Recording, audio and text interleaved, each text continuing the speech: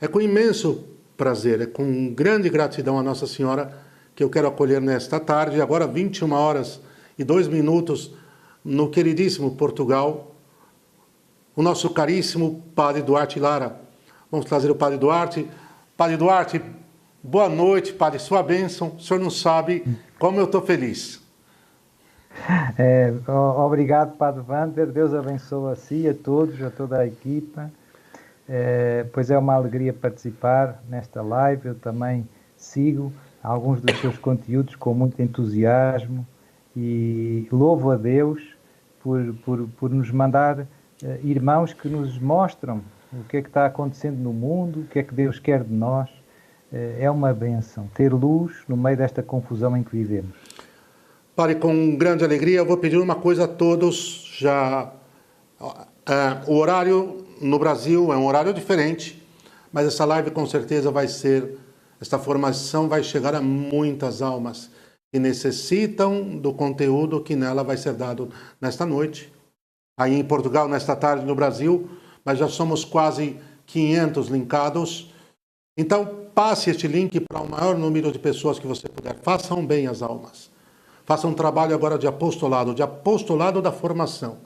Seu esforço é no instante pegar as suas listas e enviar este link para que realmente este conteúdo de grande valor possa chegar a um número maior possível de almas, de fiéis, de pessoas. Então, dito isso, para que nós não percamos tempo, porque depois de um dia de trabalho exaustivo para o Padre Duarte em Portugal, já é 9h, vamos corrigir isso, 9h03. Padre, o senhor faz a oração inicial para nós, por favor? Com muito gosto. Em nome do Pai, do Filho e do Espírito Santo. Amém. Senhor Pai Santo, nós vos suplicamos humildemente, por Jesus, através do coração imaculado de Maria, que derrameis agora sobre os nossos corações a graça do Espírito Santo. Que seja o Espírito Santo a conduzir esta live, a iluminar a nossa mente e a aquecer o nosso coração, a ajudar-nos a servir-vos com mais dedicação, com mais amor, com mais entrega, esclarecidos pela Tua Palavra. Ajuda-nos, Senhor, a ser cada vez mais um fiel reflexo do Teu Filho Jesus no meio deste mundo. Querida Mãe do Céu, São José, São Miguel, todos os anjos e santos de Deus, benditas almas do purgatório, intercedei por nós. Em nome do Pai, e do Filho e do Espírito Santo. Amém. Amém. Muito bem. Para não perdermos mais tempo, Padre Duarte, eu pensava, como falávamos antes, em afrontarmos o tema da guerra entre a nova Eva, a mulher do Gênesis do Apocalipse, e a serpente infernal, o dragão apocalíptico, em duas esferas. Primeiro, se o senhor pudesse trazer para nós histórica, escriturística e na tradição, como essa guerra vem se dando, mas já com um pouco de acento nesse tempo, qual é o grau de intensificação que ela vem tomando, inclusive no que tange ao ataque daquilo que a irmã Lúcia confidenciou ao futuro cardeal Carlo Caffarra, que a batalha final e decisiva entre a mulher e a serpente, entre a nova Eva e a serpente, seria em torno da família. Eu quero já recomendar só uma coisa, o Alessandro e a Rose coloquem na descrição, esse belíssimo livro de autoria do padre Francesco Bamonti, se eu não me engano o presidente da IEL hoje, da qual Associação Internacional dos Exorcistas, não é isso, Padre Duarte? Da qual o senhor é parte também, né?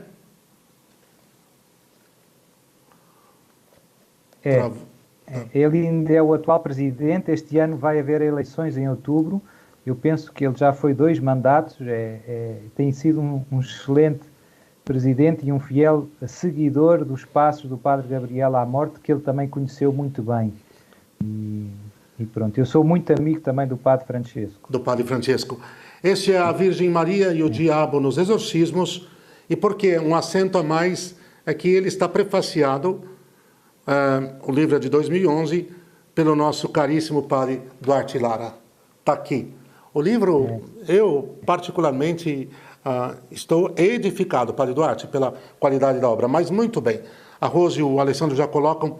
Vamos lá, Padre, a luta entre a nova Eva e a serpente. Certo. Então, desde a Maria, o primeiro, a gente comentava isto antes de começar, não é? O primeiro padre da Igreja a ver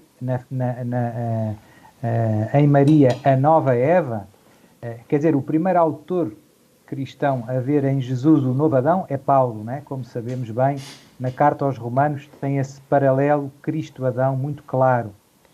E seja nos autores do Novo Testamento, seja no fundo nos primeiros padres, eles tinham muito cuidado com aquilo que nós chamamos a tipologia, ou seja, ver como personagens e acontecimentos na história da salvação, eles mesmos eram sinais de futuros eventos, não é? Ou seja, Adão fala-nos do novo Adão, a Eva fala-nos de uma nova Eva, e os acontecimentos, Moisés, depois há de vir um novo Moisés, que há de dar a definitiva lei. Então, toda a tradição, digamos assim, do estudo bíblico no mundo judaico e agora e no mundo cristão, era muito sensível àquilo que nós chamamos a tipologia. E mesmo na liturgia atual, na liturgia católica, se nós repararmos nas leituras dominicais, há sempre um grande nexo entre a primeira leitura do Antigo Testamento e o Evangelho. O maná é a figura da Eucaristia. E o primeiro autor, e como eu dizia, Paulo foi o primeiro autor a falar de Cristo como novo Adão. E o primeiro autor, o primeiro dos padres a falar de Maria como nova Eva foi Santo Irineu, discípulo ordenado por São Policarpo, que foi ordenado por São João Evangelista, que foi o apóstolo a quem Maria foi confiada, aquele que estava aos pés da cruz. Segundo a tradição, viveu com Maria em Éfeso e depois foi exilado na ilha de Patmos, como sabemos, e escreveu o Apocalipse. Mas Santo Irineu já faz esta relação entre Eva e a nova Eva. E a Igreja, na sua meditação acerca, digamos assim, da vocação e missão de Maria, sempre viu em Maria também a imagem mais perfeita do que é a Igreja, não é? Aquela que é chamada a ser a esposa de Jesus neste sentido perfeito, né? Das virtudes de Maria, da santidade de Maria. No relato do Gênesis, esta guerra entre o demónio e a humanidade passa por Eva, né? E a vitória é verdade que Jesus, a gente pode ler a sua descendência te esmagará a cabeça, mas a tradição da Igreja sempre viu também que isso é verdade, mas isso passa por a nova Eva. Aquele que esmaga a cabeça de Satanás, Jesus, é filho de Maria. Portanto, a nova é o único. E se nós quisermos, é verdade que alguns autores falam sobre o pecado angélico, que para nós é um pouco misterioso, no sentido que Deus não nos quis revelar muitas coisas, mas alguns autores dizem que o demónio, uma das coisas mais difícil que Jesus, que o Verbo eterno fizesse homem e que fosse o centro da criação, mais difícil era aceitar que Maria havia de ser rainha dos anjos, né? Porque o pecado angélico é um pecado essencialmente de orgulho, de soberba. E, portanto, como uma simples criatura humana inferior aos anjos, do ponto de vista da sua excelência natural, foi no plano de Deus, ia ser escolhida para ser a mãe do Verbo encarnado e depois elevada a rainha dos anjos, à dignidade de mãe de Deus, quer dizer, e portanto, esta inimizade entre a serpente e a mulher, se nós quisermos, já está lá neste pecado angélico que, como eu digo, nós não conhecemos muitos pormenores, Deus não nos quis revelar, mas são tudo reflexões mais do que legítimas. A humildade de Maria é a grande resposta à soberba da serpente. Não é? E nestes últimos tempos que nós temos vivido, eu uso muito a analogia do João Batista. Eu vejo que Nossa Senhora, tal como João Batista foi preparado para anunciar a chegada do Messias, a chegada eminente do Messias, preparar um povo para acolher o Messias que está a chegar, eu vejo que nestes últimos tempos este aumento de aparições de Nossa Senhora em tantos lugares do planeta Terra, do ponto de vista quantitativo, as pessoas não têm noção, mas eu gosto às vezes destes números, porque a gente vê que a Nossa Senhora sempre esteve presente ao longo destes 2000 anos de história de maneiras, digamos assim, mais áreas. Sempre houve aparições de Nossa Senhora.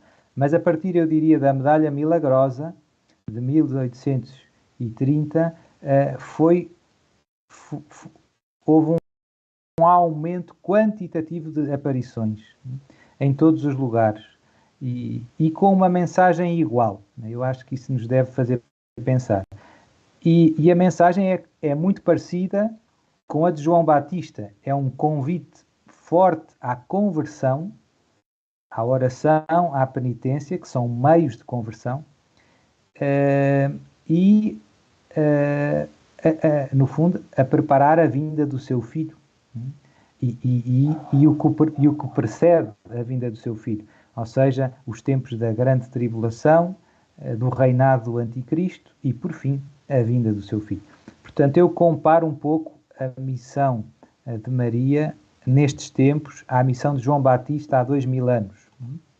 Algumas pessoas podem considerar exagerado, mas eu acho que são muito claros os paralelos. Porque é que, pegando nas suas palavras, porque é que este ataque de Satanás à família e à igreja e à mulher em concreto também é tão forte?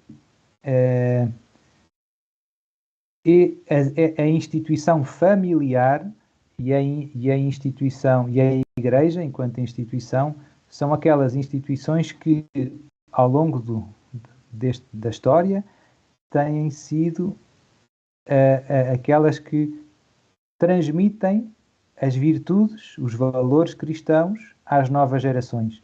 E por isso o demónio sabe que, para transformar a sociedade, tem que chocar contra estas instituições que estão formando as novas gerações. Onde é que se transmite a fé? Nas famílias.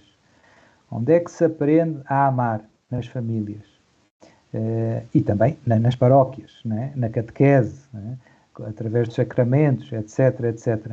Portanto, o demónio sabe que não há outra maneira a não ser atacar estas instituições para conseguir, de alguma maneira, conquistar estas almas. Nos locais onde as famílias são, digamos assim, fortes, no sentido que estão bem estruturadas, há amor, etc, etc, saem pessoas muito virtuosas. E nos lugares onde a Igreja cumpre bem a sua missão, saem batizados, muito santos. E portanto, não há outra volta a dar. Por isso é que eu vejo que a batalha é tão apertada e todas estas loucuras que nós vemos culturais fazem parte deste plano de reengenharia social e para conseguir, no fundo, infiltrar estes antivalores nas novas gerações, é preciso desmontar a família e, de alguma maneira, desmontar a Igreja. É o que estamos a ver à nossa frente, com dor, mas também vemos, ao mesmo tempo, o trabalho que Nossa Senhora tem feito. Nossa Senhora vai formando também, de alguma maneira, os seus filhos. Eu vejo isso muito através das aparições, com mensagens muito simples. Pede-nos para rezar o rosário, pede-nos o jejum, a meditação da palavra de Deus, são coisas tão acessíveis, os primeiros sábados, mas ao mesmo tempo que vão formando verdadeiros filhos de Maria, que eu vejo que são os que estão mais atentos ao que está a acontecer à nossa volta. É impressionante, parece que nos outros há uma grande cegueira. Isto inclui também os sacerdotes. Eu vejo bons sacerdotes, mas que não são muito marianos e que não percebem o que é que está a acontecer no mundo.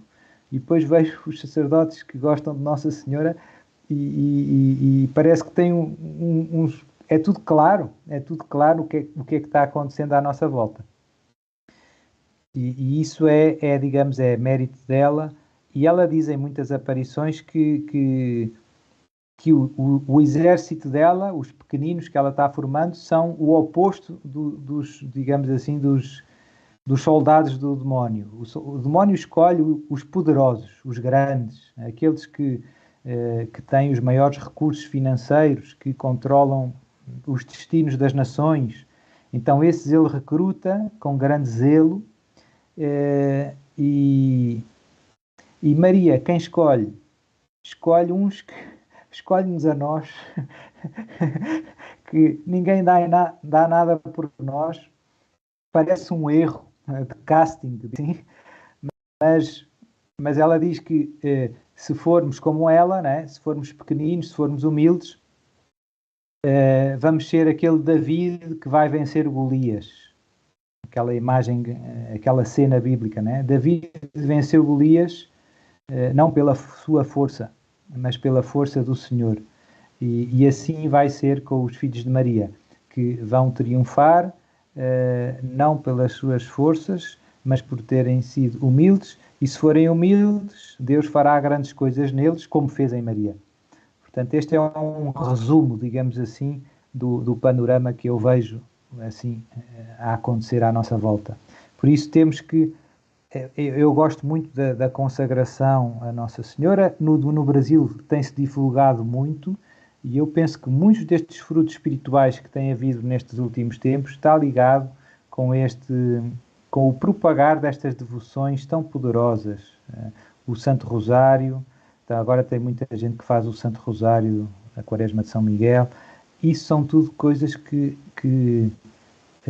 ao colocarmos debaixo do manto de Maria, tudo fica muito mais fácil e de alguma maneira muito mais rápido, né? Deus pode agir na nossa vida muito mais rápido por estarmos perto de Nossa Senhora.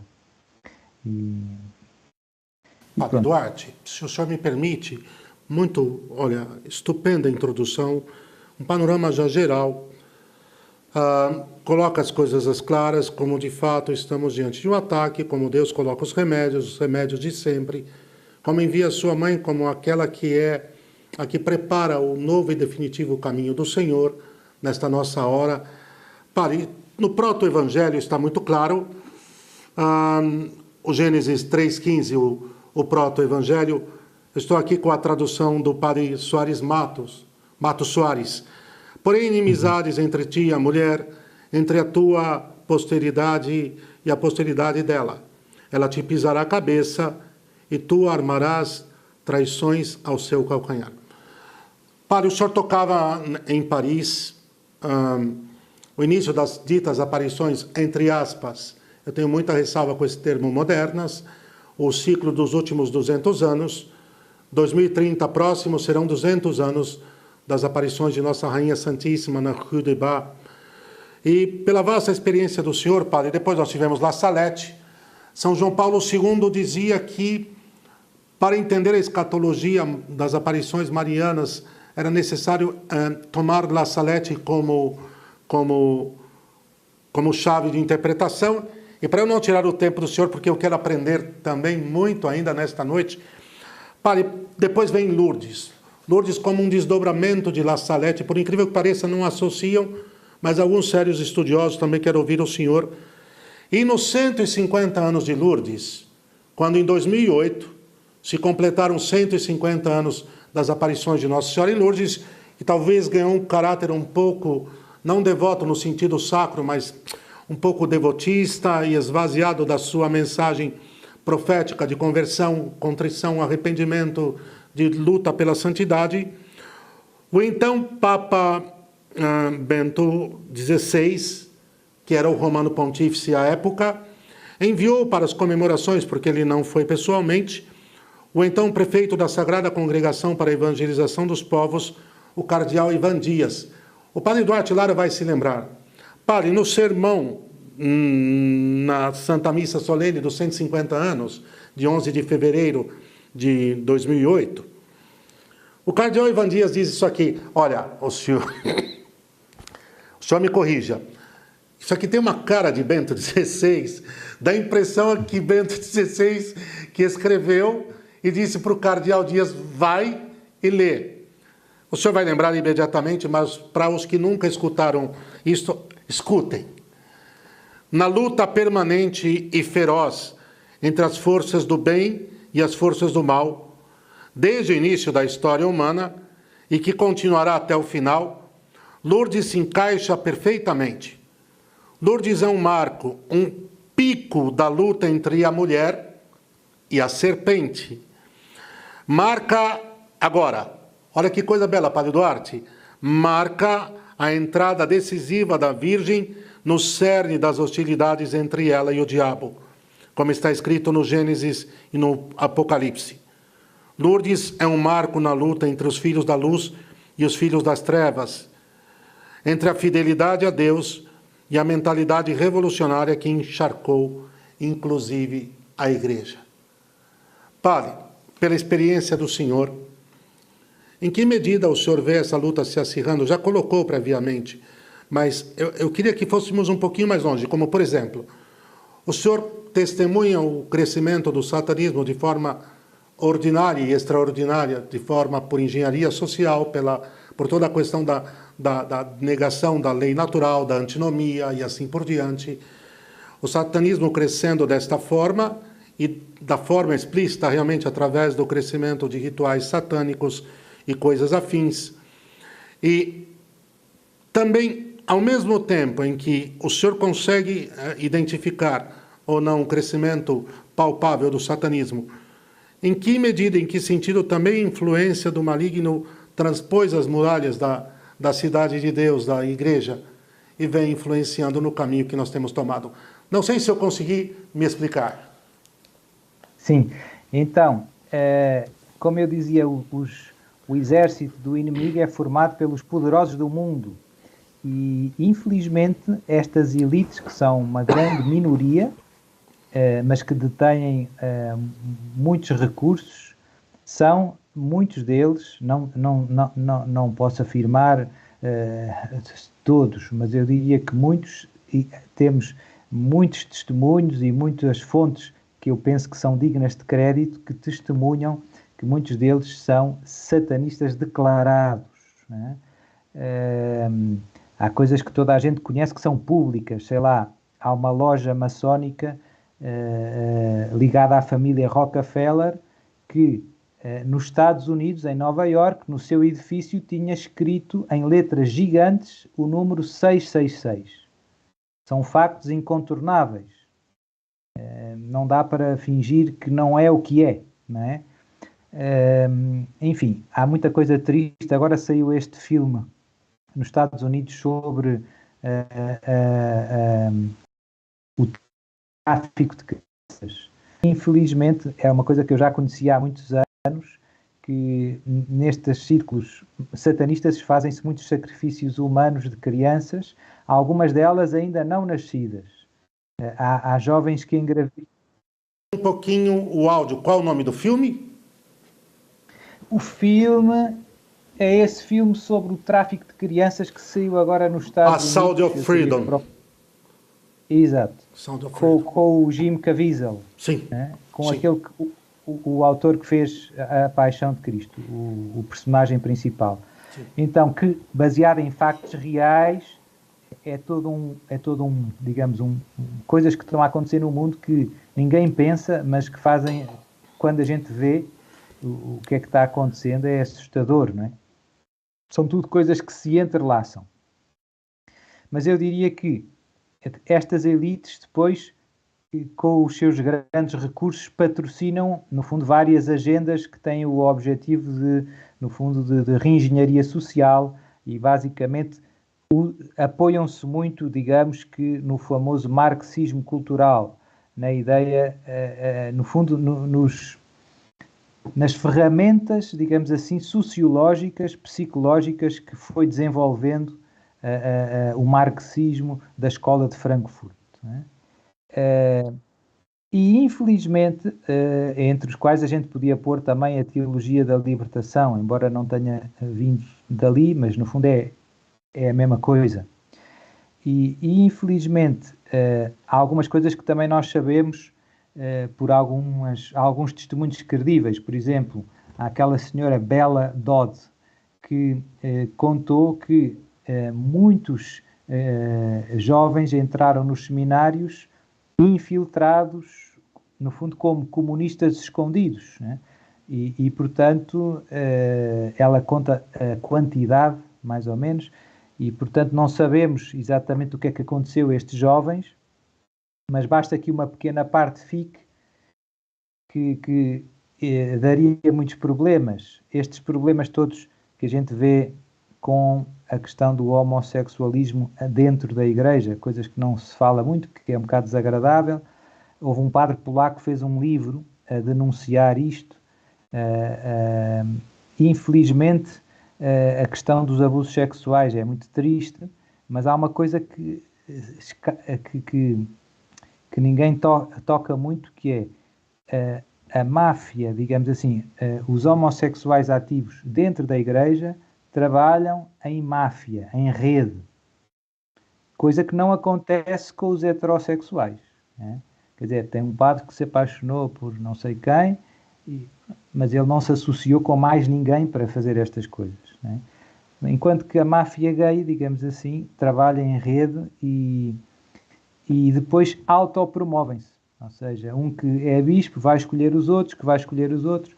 Pronto, veio aquele escândalo famoso do cardeal McCarrick, etc.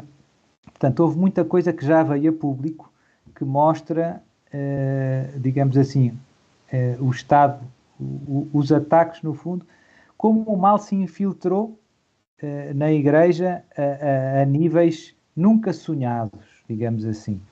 Mas mais do que a questão moral, que se calhar foi uma coisa que aconteceu mais vezes na história, e aconteceu, como sabemos, agora a questão doutrinal é que nós estamos num ponto em que eu acho que é inaudito.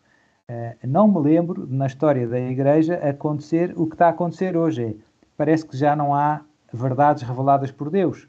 Qualquer heresia é tolerada como se fosse uma opinião legítima dentro da igreja. Quer dizer, um padre diz as maiores loucuras, ou um teólogo diz as maiores loucuras, ou um bispo diz as maiores loucuras, e não acontece nada.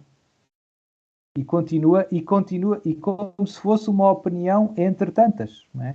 Então, isso é que eu acho que é uma novidade, e eu acho que é especialmente grave, não é? Porque lança a confusão e a insegurança do ponto de vista doutrinal. As pessoas já não sabem onde é que está a verdade, porque um bispo diz isto, outro bispo diz o contrário, um cardeal diz isto, outro diz o contrário, e infelizmente temos que dizer até o nosso Papa, que eu acredito que foi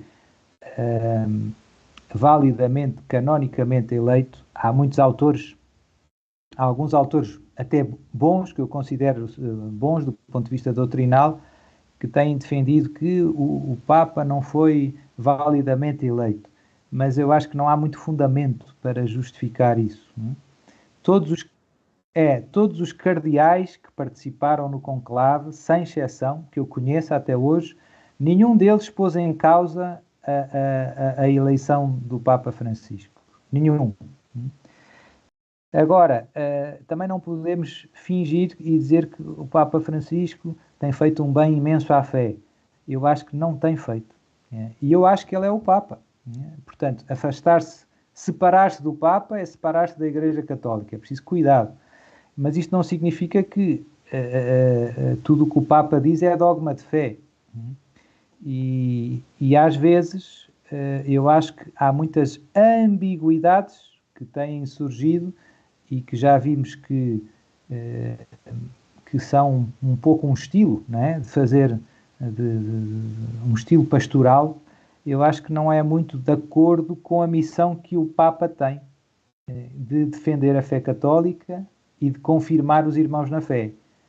Portanto, eu acho que este pontificado tem sido um pouco falho nessa dimensão. Não se castigam os hereges e, pelo contrário, promove-se a ambiguidade. Então, eu vejo que neste contexto há cada vez mais ovelhas sem pastor. Assim, resumido, não é? Há cada vez mais ovelhas sem pastor. Por isso eu sugiro sempre muito às pessoas a importância de estudar as Escrituras, porque a palavra de Deus é que é a nossa grande bússola. O Papa e o Bispo e o Padre não estão acima da palavra de Deus. Estão ao serviço da palavra de Deus. E também o Catecismo. O Catecismo eu considero, se calhar, o melhor fruto do Concílio Vaticano II. Eu diria que o Vaticano II deu-nos duas coisas muito boas. Uma relembrou a vocação universal à santidade. E a outra deu-nos o Catecismo da Igreja Católica. É um fruto, digamos assim, maduro do Vaticano II. E, portanto, eu acho que é muito importante estudar o Catecismo. Se a confusão é geral, é preciso ir a fontes seguras. A Escritura e a tradição da Igreja, que de alguma maneira está condensada no Catecismo. Agora, se ele julgar as pessoas, e não sabe, mas este bispo diz isto e tal. Agora tem havido muitos, vai começar o sínodo em outubro, vai, a parte final, não é? Fala-se muito desta questão de o que é que vai acontecer, o que é que não vai acontecer. Como eu dizia, já só viram muitas coisas graves e parece que não há consequências, que tudo são opiniões aceitáveis. Eu acho que não vale a pena perder muito tempo em polémicas, vale a pena. Eu vejo o que é que Nossa Senhora pede. Nossa Senhora não pede para a gente discutir muito, pede para a gente rezar muito e sermos santos, e também para nos formarmos, né, na fé. Pronto, e eu acho que esse é o que temos que fazer. E pronto, e infelizmente, quer dizer, os tempos que vêm, se agora já estão difíceis, eu acho que ainda vão ser mais difíceis. Portanto, quanto mais nós adiarmos a nossa conversão, o nosso empenho sincero na oração e no estudo, mais difícil vai ser. Portanto, agora temos que não dá para adiar mais, digamos assim. Temos que ser de Deus e dedicar-nos à oração, ao estudo das Escrituras, do Catecismo, para podermos ser sal da terra e luz do mundo. Não vamos conseguir. Senão vamos ser confundidos. Vamos ser parte do problema em vez de ser parte da solução do problema. Padre, diante dessa situação, quer dizer, o senhor disse muito bem, o que importa agora é que cresçamos na fidelidade, cresçamos nos meios de perseverança da nossa condição como filhos de Deus, como sal da terra e luz do mundo, tudo posto com uma clareza enorme. No Congresso Eucarístico Internacional, me parece que 1976, então, o então arcebispo de Cracóvia, Padre Duarte, o senhor também vai se lembrar desta passagem, com certeza, o então o cardeal Karol Józef Wojtyła, legado de Paulo VI para o Congresso, São Paulo VI não foi pessoalmente, e enviou o então cardeal Karol Wojtyła, o futuro São João Paulo II, é claro. E o cardeal Wojtyła disse: em um combate que a humanidade jamais tinha visto, isto é, escutem, a luta entre a igreja e a anti-igreja, entre o evangelho e o anti-evangelho. Lourdes é um marco. A Imaculada Conceição começa os novos, definitivos e decisivos tempos na luta contra a serpente, contra Satanás, contra a revolução. Aí ele continua, mas aqui eu não tenho como não perguntar ao nosso caríssimo Padre Duarte Lara, que responderá dentro do possível e com o discernimento e a prudência próprias de um sacerdote como o senhor, padre. Padre, a igreja e a anti-igreja. Do que Karol Wojtyła está falando? E até que medida, de fato, o processo revolucionário tomou conta da hierarquia e produziu essa fissura, essa ruptura com o nosso passado, e que vai se agravando. E aí eu já emendo uma outra pergunta, Padre Duarte. Quer dizer, ainda não estamos, e aqui com paz, sem extremismos, sem sensacionalismos, não estamos no pico da crise ainda, isso é claro. Ela já é gravíssima, mas no discernimento do senhor também, ela ainda deve se agravar e vai chegar a algo que ainda é muito mais complicado do que estamos no momento. Então, o que é a anti-igreja da qual fala Karol Wojtyła? Isso é enigmático, não, padre? É quase que misterioso. Sim. E até onde nós vamos... O que o senhor disser, o que o senhor acredita, quer dizer, sem datações e nada, isso nunca o faremos, mas daqui para frente. Certo, então, já eu ainda voltaria um pouquinho mais atrás do Karol Wojtyła. Já o Papa Paulo VI, São Paulo VI, um dia afirmou que tem um pensamento dentro da Igreja que corre o risco, que não é católico, digamos assim, ou seja, muitos teólogos, muitas coisas, e que ele pressentiu que esta corrente heterodoxa podia se tornar maioritária no futuro. O que aconteceria à Igreja se isso acontecesse? E ele tem um texto que eu estimo muito, tem dois textos que eu estimo muito. Um é a famosa encíclica Humanae Vitae, sobre a contracepção, em que ele foi muito corajoso, e por isso eu o estimo muito. E o segundo texto é a profissão de fé que ele fez, Credo do Povo de Deus, um texto breve, em que ele choca um pouco de frente contra as várias heresias que se estavam propondo no seu tempo, e faz uma profissão de fé maravilhosa. Portanto, já antes do Papa João Paulo II, estes problemas se colocavam com alguma... E pronto. E então, resumindo, eu diria que, infelizmente, há uma crise de fé dentro da Igreja. Há muita gente que é batizada, mas que, de facto, não tem fé viva. Este é um drama. É um drama. E isto acontece também dentro do mundo dos pastores, não é só fiéis leigos, mas também pastores, padres, bispos, que, no fundo, não têm fé. Às vezes, há algumas análises estatísticas que nos ajudam a ver como isto já é real. Na Austrália, fizeram um estudo a sacerdotes católicos e já só 70% dos sacerdotes católicos não acreditam na presença real de Jesus na Eucaristia. Então, isto já aconteceu há uns anos, né, atrás. Isto mostra-nos o ponto em que estamos de crise de fé. Há uma crise de fé grande dentro da Igreja. Esta é a anti-Igreja, porque depois, infelizmente, estes irmãos que perderam a fé tentam impor as suas visões e gera-se uma tensão e um conflito. Em vez de nos convertermos ao Evangelho, estamos a tentar, é o que a gente vê hoje, mundanizar o Evangelho. Em vez de converter o mundo, estamos a tentar converter a Igreja ao mundo. Então estas são as dialéticas, digamos assim, que nós sentimos, né? E não é fácil para os párocos e para os padres, porque os seus colegas, alguns têm estas ideias malucas, outros não têm, e fica desconfortável para todo mundo. E agora, respondendo à segunda parte da pergunta, o que é que vai acontecer e até onde é que isto vai no futuro? Então, segundo as Escrituras e as revelações privadas e os místicos católicos santos que falaram sobre estes tempos, eu diria que virá um tempo de, digamos assim, a grande apostasia, já estamos um pouco vivendo.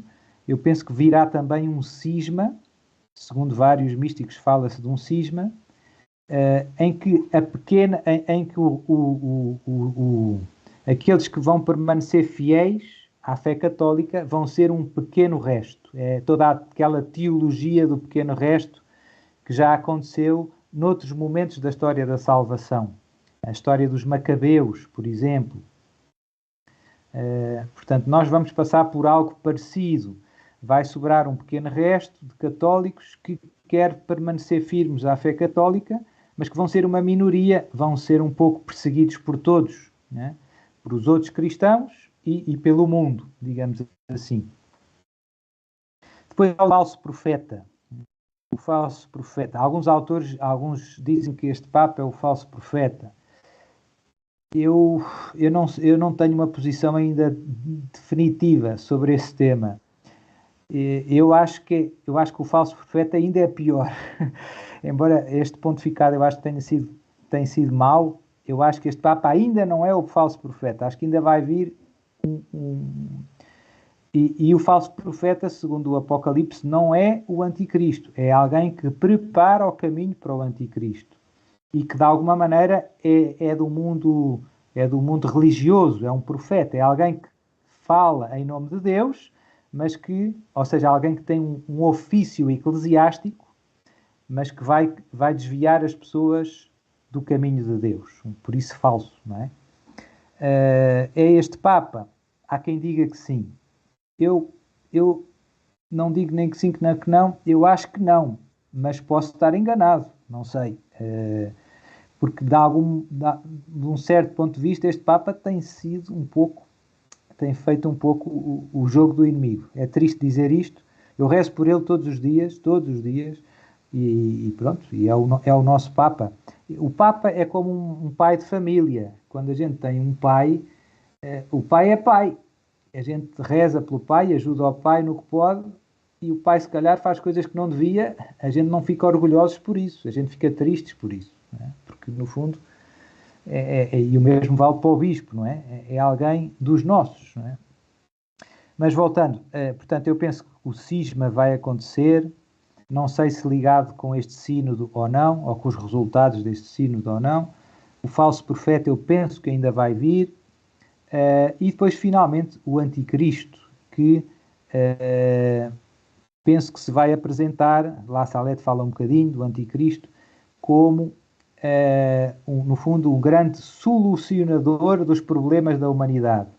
Vai vir como, portanto, mundialmente vai ter que haver guerra generalizada, vai ter que haver fome, vai ter que haver muitos dramas do ponto de vista humano. Ele vai se apresentar como o grande solucionador de todos estes males da humanidade. Vai trazer paz ao mundo, vai dar comida às pessoas e, segundo as Escrituras, vai fazer sinais e prodígios. E tudo isto à custa da apostasia da verdade. Portanto, ele vai se apresentar como um Salvador, como um Messias. Vai dizer que é o Messias que os judeus esperam. Vai dizer que os muçulmanos também esperam uma figura, o Mahdi. Os budistas esperam a quinta encarnação de Buda. Pronto, então ele vai se propor um pouco como todas estas esperanças das várias religiões e vai criar uma espécie de nova era. Quer dizer, já há nova era, né? Mas vai ser uma espécie do Messias da nova era. E pronto, como eu dizia, os cristãos... e vai haver um ataque à Eucaristia. Isso também é importante, que está no livro de Daniel. E Jesus cita em Mateus 24 a abominação da desolação. O que é que isso significou? Significou que no templo de Jerusalém, naquela altura, houve um ídolo colocado em cima do altar dos sacrifícios. Já no tempo dos Macabeus também, uma estátua de Zeus. E agora, o que é que isso significa para nós cristãos? Provavelmente é um ataque direto à Eucaristia, que é a coisa mais sagrada que temos, e alguns, digamos assim, santos e místicos e revelações falam de que, no fundo, vai haver uma falsa missa, uma missa em que já Jesus não está presente, em que já não há consagração do pão e do vinho. Para isso acontecer, tinha que haver mudanças grandes ligadas à consagração. Pronto, mas isso é uma das coisas que eu diria que pode acontecer, que eu penso que vai acontecer, não sei exatamente como, né? Digamos assim. poderia ser a mudança das palavras da fórmula de consagração? Sim, podia haver. Há quem diga que vai haver um movimento assim mais ecuménico para tornar a missa mais acessível aos outros cristãos que não são católicos, em que se mudam algumas coisas da missa, entre as quais a fórmula da consagração, e isso tornaria inválida essa nova celebração. Seria uma celebração da ceia do Senhor, mas já não seria a missa católica, né? Então, eu penso que pode ser isso, ou então pode ser até mais.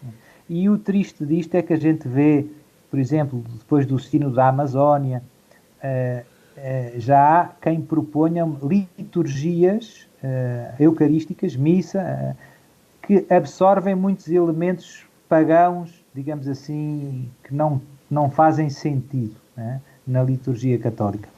E, portanto, eu vejo que não é uma coisa tão impossível de acontecer no terreno, né? Eu vejo que há quem vá nessa direção, né? Sim.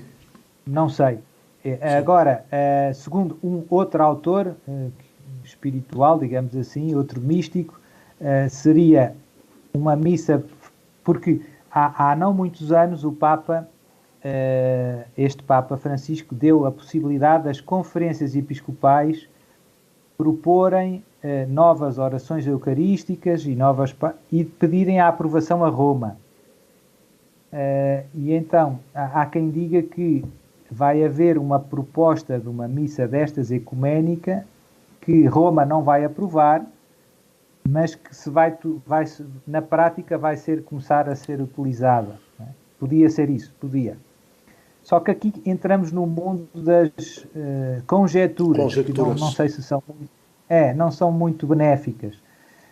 O céu, o que é que eu noto? Nossa Senhora e Deus não nos quer dar os pormenores do que vai acontecer, porque quer a nossa confiança. É um pouco como Abraão. Abraão, quando saiu da sua terra, não tinha o mapa, não tinha o GPS, como nós temos hoje.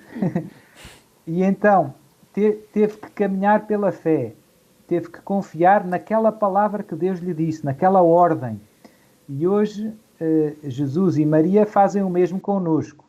Pedem-nos para caminhar, eles mostram o que é que precisam de nós e que vai haver algumas... Mas não nos dão os pormenores, porque o objetivo não é satisfazer a nossa curiosidade, é preparar-nos para sobreviver, perseverar na fé, no meio destas dificuldades, não é? Perfeito. Por isso nós também não temos de ter cuidado para não ficar curiosos demais, não é? Digamos assim.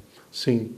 Padre Duarte, duas questões ainda. Nós pensamos em 1 hora de live, talvez vamos passar alguns minutinhos, mas prometo ao senhor que não vamos esticar não, até porque o senhor precisa depois descansar. Mas vamos lá. Eu vou fazer uma e depois já uma última, e já vamos deixar um gosto de queremos mais para o futuro. Como bom português, está aqui o Imaculado Coração da Virgem de Fátima às minhas costas. Aqui. Aqui, né? Aqui. Ao lado do Menino Jesus de Praga. Padre, há um consenso de vários estudiosos, fatimistas ou fatimólogos, o senhor é um estudioso também. Há um consenso em que, de fato, nem tanto a terceira parte do segredo, mas a explicação do segredo de Fátima não veio à tona. Então vamos enxugar isso aqui, vamos ser diretos. Fátima ainda não se cumpriu, não é, padre? Certo, eu acho que não. Eu acho que, aliás, mesmo das coisas que, digamos assim, mesmo dos textos da aparição que são aceitos por todo o mundo, tem frases muito fortes. Vou dar uma, por exemplo. Nossa Senhora diz que várias nações serão aniquiladas. É uma frase tremenda. É uma frase tremenda. E por isso, eu acho que... E o próprio Cardeal Ratzinger, quando foi revelado a terceira parte do segredo no ano 2000, ele próprio, nessa altura, disse que, digamos assim, a dimensão profética de Fátima não tinha terminado. E agora temos aqui na Europa esta guerra entre a Rússia e a Ucrânia, e então isso ajudou muita gente a relembrar-se das palavras de Nossa Senhora em Fátima, da importância da consagração da Rússia, senão a Rússia espalharia os seus erros para o mundo. Então, eu acho que estas palavras agora estão a ecoar outra vez com mais força. E, de facto, a situação aqui, não sei se no Brasil tem noção, mas a situação, de facto, está perigosa, não é? Porque a Rússia é um país muito forte do ponto de vista militar e não há como a Rússia perder esta guerra, não é uma opção. A Rússia não pode perder pelo facto que tem um dos maiores arsenais nucleares do mundo. E, portanto, nós estamos aqui numa situação delicada, não é? Todo o mundo está está ajudando a Ucrânia para derrotar a Rússia, mas a Rússia não vai perder. Quer dizer, ou se perder, perdemos todos, não é? Então a situação é delicada, não é? Depois há o contexto internacional que também ninguém comenta, mas do ponto de vista económico estamos num momento da história em que a China está ultrapassando os Estados Unidos como a primeira potência económica mundial. É uma coisa, agora estão empatados mais ou menos, mas a China, como cresce um pouco mais rápido, está ultrapassando. E isso significa que no futuro a China é que os Estados Unidos vão deixar de ser a maior potência mundial e a China vai começar a mandar. E então nós estamos nesta fase delicada da transição e normalmente é difícil para quem tem o primeiro lugar ceder o primeiro lugar sem luta. E portanto, a gente, olhando para a história, nos últimos 500 anos, houve talvez 7, eu vi um vídeo muito interessante que mostraram que houve 7 grandes potências mundiais. E de todas as vezes que essas potências perderam o primeiro lugar para outra economia emergente, 5 dessas 7 vezes houve guerra. Portanto, é muito normal quem perde o primeiro lugar não querer largar. Portanto, a humanidade está de facto numa situação delicada. Eu acho que a mensagem de Fátima ilumina muito o que estamos vivendo hoje. E agora, graças a Deus, há gente que se lembra mais da questão da consagração da Rússia, etc, etc. Se bem que isto são tudo manifestações de uma questão mais profunda, onde Nossa Senhora também insiste em Fátima, que é a questão da conversão do coração.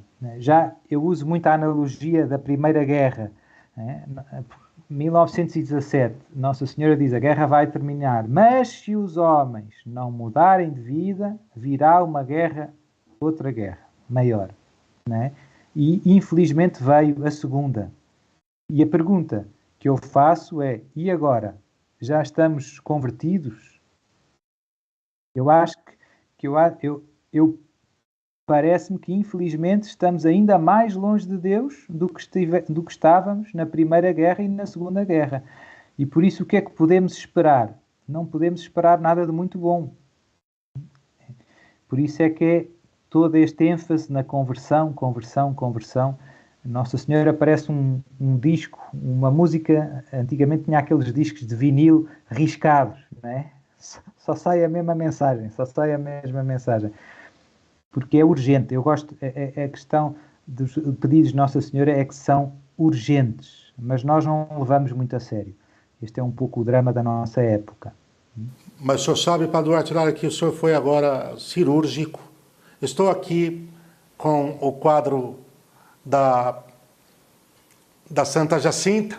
Padre Duarte, ela está aqui, o quadro, e do lado de lá está, não aparece, mas está São Francisco Marto. Os dois irmãos. E, padre, o senhor foi cirúrgico porque tocou no coração da mensagem de Fátima, que é o arrependimento, a conversão, o desagravo e a reparação, não? Acho que esse é o coração, quer dizer, Nossa Senhora sempre condiciona, né, padre? Mas se os homens se arrependerem, se mudarem de vida, se houver a consagração, se pararem de ofender a Deus, quer dizer, os remédios estão postos. As condições estão dadas. Agora, que o materialismo ateu, talvez até como consequência dos erros da Rússia, vaticinados por ela em vossa terra, que ele avançou enormemente, avançou, não, padre? Sim. E mesmo dentro da Igreja, hoje estamos propondo um evangelho sem conversão. É exatamente o oposto da mensagem de Fátima. Todos são bem-vindos e o pecado é bem-vindo. Então, isso é o oposto, não é?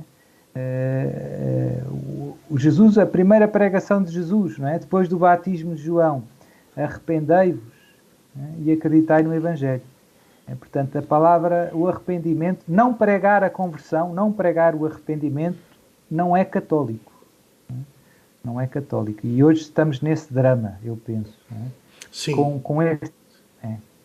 Querer agradar a tudo. Sim. Aquilo que o cardeal Sarrat, né, padre Duarte? O grande cardeal Robert Sarrat, ele dizia: a pregação de uma falsa misericórdia que ilude, que descompromissa, que anestesia as pessoas e que as deixa no seu estado de entrega ao pecado, de vício. Quer dizer, o coração do evangelho pede uma... Quer dizer, quando nós vemos Nosso Senhor com a mulher que ia ser apedrejada, não, padre Duarte, e ele diz a ela, quer dizer, mulher, ninguém te condenou? Se ficasse só aí, era uma permissão para continuar no pecado. E na sequência ele diz, então nem eu que seria o único que poderia. Então vai e não peques mais. Então o senhor foi de novo no centro. Padre, por mim nós ficaríamos aqui com o senhor até a meia-noite aí de Portugal, mas eu não vou. A última parte. Talvez o início, a volta ao início. A mulher do Gênesis do Apocalipse, Nossa Rainha Santíssima que vem em nosso socorro. Muitas famílias, Padre Duarte, o senhor deve receber muitas famílias no Sagrado Ministério. O ministério ordinário, quer dizer, a confissão sacramental é maior do que qualquer exorcismo, mas precisamos de exorcistas, precisamos, e o senhor é uma referência. Muita gente sofrendo. Padre, as famílias que estão sob ataque, que têm membros, seus queridos, sendo assediados de forma extraordinária pelo maligno, que estão precisando de socorro, quer dizer, eu torno a repetir aquilo que o senhor já disse na primeira parte da live, mas para nós fecharmos com chave de ouro. As nossas famílias, como resistir ao diabo, como ordena São Paulo nos dias de hoje? Então, 2 conselhos simples. Primeiro é a vida de santidade, viver na graça de Deus, e isso passa por confissão bem feita, sincera, arrependido, e por comunhão eucarística, receber o corpo de Jesus. E depois da oração em geral, né? Adoração, meditação da palavra, rosário. Depois, do ponto de vista negativo, ter muito cuidado com aqueles pecados que abrem as brechas, que são os pecados sobretudo de adivinhação e de magia, que hoje se tornaram acessíveis de 1001 formas. Né? Tem 1001 formas de fazer adivinhação, tem jogos para crianças, na televisão, na internet, e de magia, não, as pessoas pensam só que é magia negra, não, tem os curandeiros e as coisas. Então, isso são normalmente as portas que o demónio mais usa para os distúrbios extraordinários que depois precisam dos exorcismos. Né? Por isso, ter cuidado com esses pecados em particular, embora todos os pecados ofendam a Deus, a gente não quer ofender de nenhuma maneira a Deus, mas nesses pecados eu estou a pedir ajuda ao demónio. E isso é o que dá ao demónio a possibilidade dele ir para além das simples tentações. E, portanto, há toda uma cruzada de sensibilização. Eu vejo que, graças a Deus, já há vários exorcistas e padres que falam sobre isto, mas eu vejo que há muitos católicos que são muito ingênuos. Vai à missa ao domingo, mas na terça-feira tem um problema e vai a uma senhora entendida que, no fundo, pratica a adivinhação, que usa o pêndulo, que deita as cartas, que deita os búzios, e depois ela pensa, mas aquela senhora tem lá a imagem de Nossa Senhora. Ela é católica, ela também vai à missa. Pois, mas isso não chega. Hein? E, portanto, eu vejo que tem muito católico que é muito ingênuo e acaba caindo nestes pecados que são especialmente perigosos do ponto de vista dos distúrbios diabólicos. Quem vive na graça de Deus, quem comunga, quem se confessa bem, quem reza, não tem que se preocupar. Né?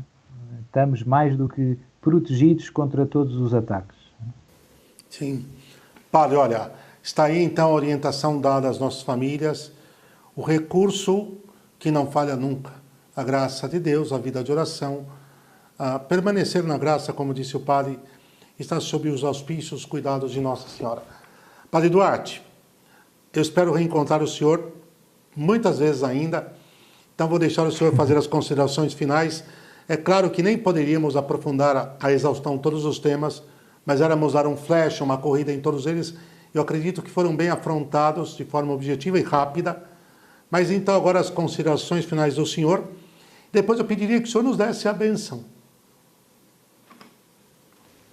Está ótimo. Então, um apelo a todos os nossos irmãos que nos estão a ouvir para se decidirem hoje, para se decidirem agora por uma vida de santidade. Santidade. É para você, meu irmão, que está a ouvir. Santidade não é só para os padres, não é só para as freiras, não. É para você que está a ouvir esta mensagem e, portanto, isso passa por uma decisão sua, é obra de Deus na sua alma, mas sem o seu sim, Deus não vai forçar a fechadura da porta do seu coração. Não tenha medo, abra o coração a Deus e deixe Deus tomar posse de toda a sua vida. Não se vai arrepender. O mundo vai mal porque há poucos santos. O Brasil vai mal porque há poucos santos. A Europa vai mal porque há poucos santos. Portanto, Jesus conta com o seu sim. Segundo, último conselho, amar muito Nossa Senhora, amar muito a nossa Mãe do Céu. Ela foi escolhida por Deus e tem um papel único neste momento da história. Por isso, renovar frequentemente a consagração, rezar com muita devoção o Santo Rosário, a consagração a Nossa Senhora, e com Maria tudo acontece mais fácil e mais rápido na nossa alma. E agora a bênção de Deus então para todos nós.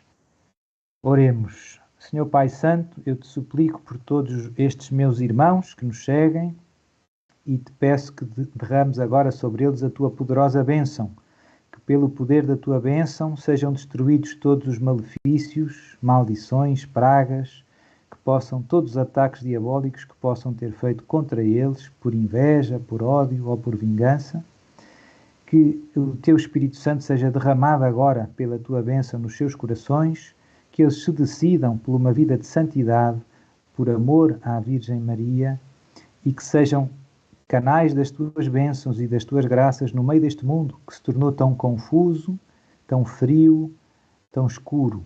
Que eles brilhem como os astros do céu, iluminem, sejam sal da terra e luz do mundo, iluminem à sua volta qual é o caminho do céu, qual é o caminho de Deus. Em teu nome eu os abençoo, em nome do Pai, e do Filho e do Espírito Santo. Amém. Padre Duarte, olha, muito obrigado. É uma graça, uma riqueza ouvir o senhor. E duas coisas no ar, uma tínhamos falado antes e outra não. Espero contar com o senhor outras vezes, espero visitá-lo em Portugal. Mas fica um convite, quando o senhor vier ao Brasil, estiver por São Paulo, aqui a sede da Cor Maria Dulcíssimo, onde eu resido, a associação cultural da qual eu sou capelão, sou diretor espiritual, estou também à frente da sua condução, seja para o senhor um lar. Tem um aposento aqui esperando o senhor, viu? Uma capela muito bonita. Obrigado. Tá bem? A minha casa é a casa do senhor. Obrigado. Eu vou ficar um pouquinho mais e depois mantemos contato. Padre, um bom descanso. Muito obrigado. Nossa Senhora o proteja. Obrigado. Deus abençoe e obrigado pelo convite. Obrigado, Padre.